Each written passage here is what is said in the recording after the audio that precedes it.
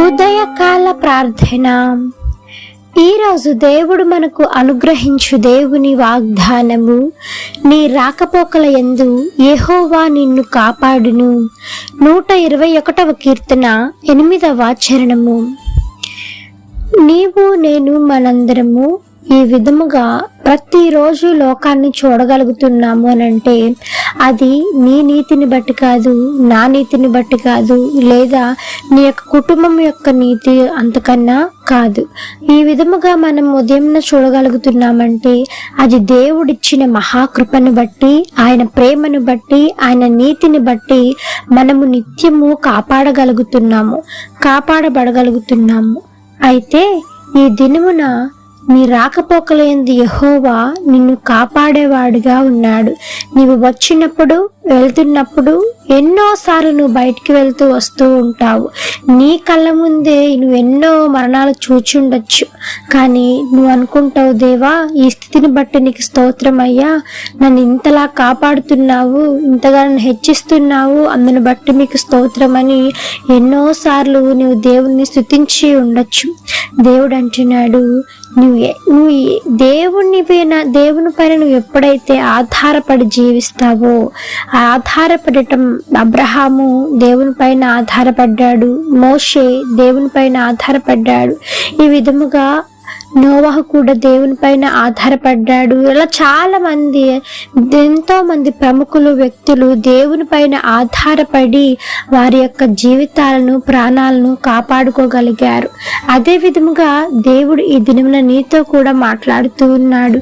నీవు కనుక దేవుని పైన ఆధారపడితే, ఆయన్ని ఆధారం చేసుకొని నీవు జీవిస్తే, ఒక్కరోజు కాదు, 2 రోజులు కాదు, లేదా ఒక ఉదయం మాత్రమే కాదు, ఒక పూట మాత్రమే కాదు, ఇది మొదలుకొని నిరంతరము దేవుడు నిన్ను కాపాడుతూనే ఉంటాడు.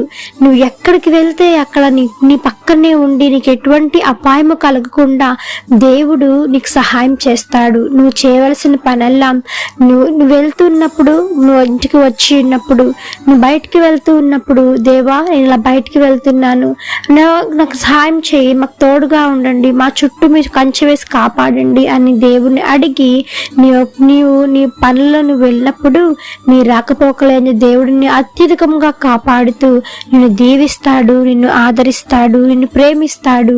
నీకు ఎటువంటి అపాయము కలగకుండా ఆయన కంచెను వేసి కాపాడువాడు ఆయనే.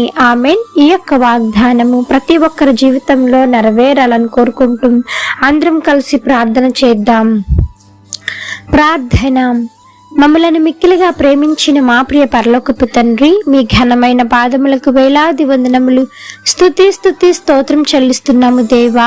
ఆశ్చర్యకరుడవు, ఆలోచనకర్తవు, జీవాధిపతి, మీకు వందనములు తండ్రి. పరిశుద్ధుడు పరిశుద్ధుడు పరిశుద్ధుడు అని నిత్యము సకల దూతల చేత కొనియాడబడుచున్న యేసయ్యా, మీకు స్తోత్రము నాయన. తండ్రి, ఈ దినమున నిజమే నాయన, మేము ఉదయమున లేచి లోకమును చూడగలుగుతున్నాము అంటే అది కేవలం మీ ఉచితమైన కృప మాత్రమే తండ్రి. ఆ కృపను, దయను ఎల్లప్పుడూ నాతో, మాతో, మా అందరితో మీరు అదే విధముగా ఉంచమని వేడుకుంటున్నాం దేవా. ఇప్పటి వరకు ఎంతగానో కాచి కాపాడారు తండ్రి. మరి యొక్క ఆగస్టు నెలంతా కూడా నాయన మీ కాపుదల కింద భద్రం చేయండి తండ్రి, సహాయం చేయమని వేడుకుంటున్నాం దేవా. ఎంతమంది దినమున ఆర్థిక సమస్యలతో కొట్టుమిట్టాడుతూ ఉన్నారు, ఆర్థిక సమస్యల నుంచి విడుదల కలిగించండి, బలహీనకు బలం చేకూర్చండి, వ్యసనాల భార్య నుంచి విడుదల కలిగించండి, నెమ్మది లేని కుటుంబాలకు శాంతిని, సమాధానమును, ఐక్యతను దయచేయమని వేడుకుంటున్నాం దేవా. ఎంతమంది వివాహాలు కాకుండా మిగిలిపోయినారో తగినటువంటి భాగస్వామితో మీరు వారిని ఐక్యపరచండి, జతపరచమని వేడుకుంటున్నాము తండ్రి. ఎంతమంది దినమున దేవా బిడ్డలు లేకుండా బాధపడుతూ ఉన్నారు, యేసయ్య అటు గర్భాలను మీరు ముట్టండి, స్వస్థపరచండి దేవా, సహాయం చేయమని వేడుకుంటున్నాం దేవా. ప్రాణం చేస్తున్న ప్రతి ఒక్క బిడ్డను పేరు మీరు జ్ఞాపకం చేసుకోనండి నాయన. వారి చుట్టూ, వారి యొక్క వాహనాల చుట్టూ మీ దూతలను కావలించి మరలా క్షేమముగా వారి కుటుంబాలను చేరుకొని లాగున సహాయం చేయమని వేడుకుంటున్నాం తండ్రి. చిన్న బిడ్డలు మొదలుకొని వృద్ధుల వరకు మీ కాపుదల కింద భద్రం చేసి క్షేమాభివృద్ధిని కలిగించండి. ఉద్యోగం లేని వారి కోసం ప్రార్థిస్తూ ఉంటుండగా తగినటువంటి ఉద్యోగం మీరు మీరు అందించమని వేడుకుంటున్నాం. ఆది నుంచి ఎంతవరకు తోడై నడిపించమని వేడుకుంటూ ఈ యొక్క ఉదయకాల ప్రార్థనలో ఎంతమంది ఏకీభవించి ప్రార్థిస్తూ ఉన్నారు, అధికమైన రెట్టింపు మేలు ఆశీర్వాదాలతో మీరు నింపమని వేడుకుంటూ యేసు నామమున అడిగి వేడుకొని పొంది ఉన్నాము తండ్రి. ఆమేన్. ప్రార్థించండి, విశ్వాసముంచండి, మీరు తప్పకుండా అద్భుతాలను చూస్తారు. దేవుడు దీవించును గాక. ఆమేన్. God bless you.